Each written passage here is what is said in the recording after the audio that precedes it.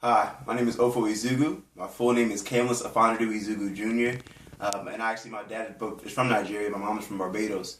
So I want to start off by, first of all, thanking you guys for having me. But I want to jump into a little bit about Nelson Mandela and what he's meant for my life and just in general African Americans and Africans all across the world. Nelson Mandela was a very powerful person. A lot of his works end up influencing generations to come.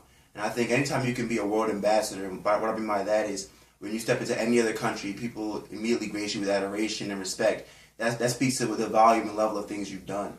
And so in terms of just race relations across the nation, he really set the example forth with the works that he did in South Africa, and of course being in prison for so long, as long as he was.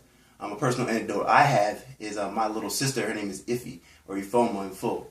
And what that means is a good thing. That's because she was born on April 26, 1994. At that time, when she was born, it was actually April 27th in South Africa, and that was the day that Nelson Mandela was born, or elected, I'm sorry. So that's why it is called a good thing. But speaking on that, I've been fortunate enough to get the chance to travel to Africa myself. Been to Nigeria, I think 5 times now, and I've been to South Africa once as well. And when I was in South Africa, I got to visit his prison cell that he was in for years, as well as see the limestone quarries where he would work during the days. And that was really an eye-opening experience, going to Robben Island and seeing that firsthand. Also in Nigeria, I've gotten to, I have tons of family there, and I think one of the things about Nigeria that I realized, and just in Africa in general, is there's many misconceptions about Africa and how people live and how things are operating down there. And one of the biggest things my dad always said to me was, it's really family oriented, and you see that when you go down there.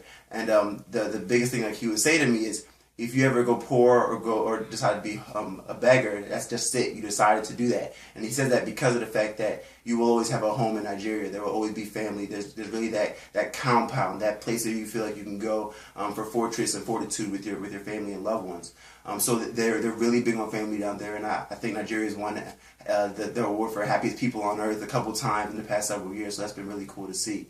But overall, just in terms of Africa and getting a chance to go down there, in terms of misconceptions, some of the misconceptions I used to get when I was young and I was here at, in elementary school, kids would ask, are you the son of a prince or a king, or those kind of things, because they didn't realize that you don't have to necessarily be some elaborate king to have made it over to America. I think there's that misconception, and they prove against it every day in the scores that their students are turning out in the sciences and math and those kind of things.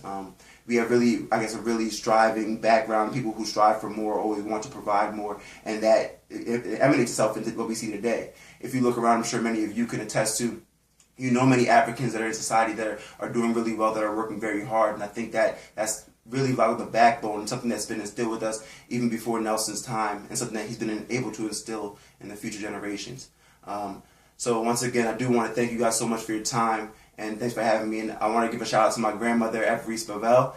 She's been working at IMC for 30 years now, and thank you for this opportunity to get to speak to you all, and I want you to have a blessed day as well. Thank you.